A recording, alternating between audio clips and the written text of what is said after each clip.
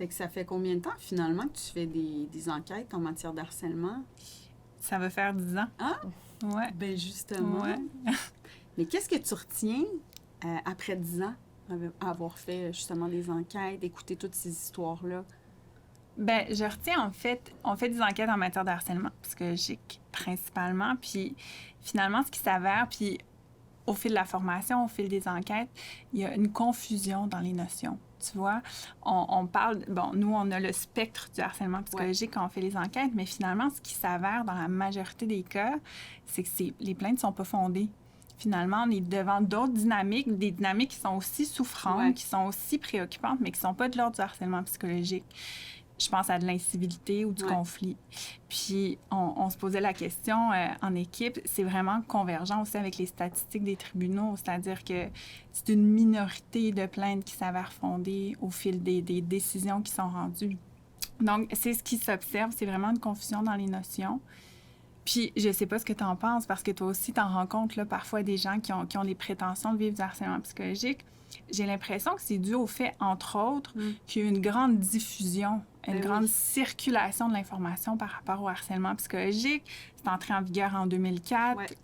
Les dispositions, il y a eu des obligations. Donc là, les employeurs ont dû faire la diffusion, de la formation, de la sensibilisation, mettre en place des politiques. Donc, les gens, c'est ce qu'ils ont comme repère quand ils vivent des choses difficiles au travail. Donc, le réflexe est d'aller se prévaloir de ces recours-là pour dénoncer des situations qui sont inconfortables, qui sont intenables, en fait, pour ces gens-là, sans nécessairement que les critères soient rencontrés. Donc, je pense qu'il y a ça, puis il y a le fait que... Tu sauras renchérir, c'est beaucoup plus ton domaine, mais je pense que quand on vit une situation d'harcèlement psychologique, on a des perceptions, puis on a une souffrance qui nous amène à voir les choses de façon peut-être biaisée par rapport à ce qu'elles sont vraiment. Oui, certainement, certainement. Bien, moi, c'est sûr que je retiens que, tu l'as dit tantôt, quand on vit quelque chose de difficile au travail, oui, ça va nous amener une souffrance à divers degrés. Puis le symptôme de ça, souvent, c'est qu'on va se mettre à y penser le soir. On va peut-être en parler à notre conjoint, notre conjointe. Ça va nous habiter de plus en plus.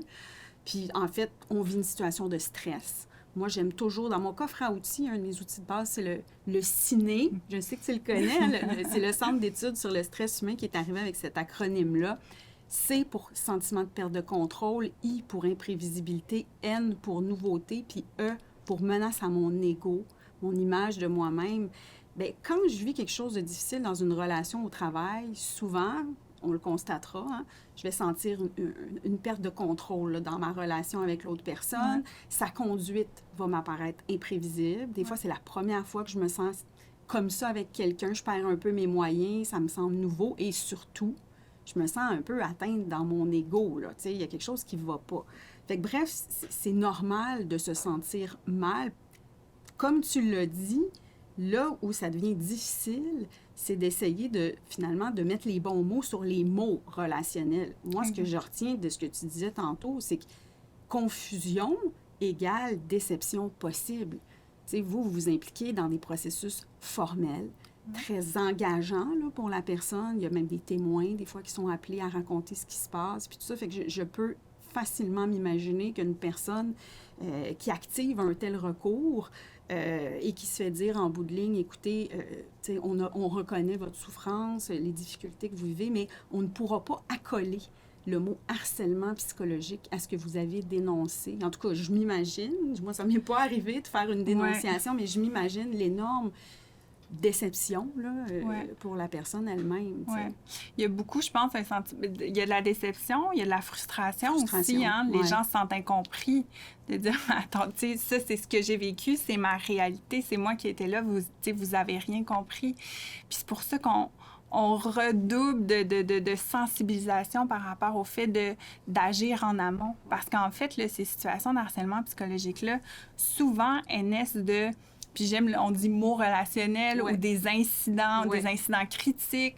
Il y a des situations qui vont se passer, qui vont impliquer des individus. Puis là, c'est intéressant de voir comment les notions s'enchevêtrent. Parce que une situation de harcèlement psychologique, parfois, ça naît d'un conflit. Ouais. Donc, on reconnaît le conflit. Le conflit, là, en gros, j'utilise toujours mes mains comme ça parce que pour moi, ça illustre, en fait, il y a comme un équilibre de pouvoir entre les protagonistes. Donc, les gens, puis tu parlais là, de perte de contrôle. Ouais. Dans un conflit, normalement, au contraire, les gens ont une maîtrise sur ce qui se passe. OK. Puis c'est pour ça que je parle aussi d'une relation qui est symétrique, qui est équilibrée. Donc là, ils vont s'opposer par rapport, il va y avoir un différend, un problème par rapport à une tierce chose.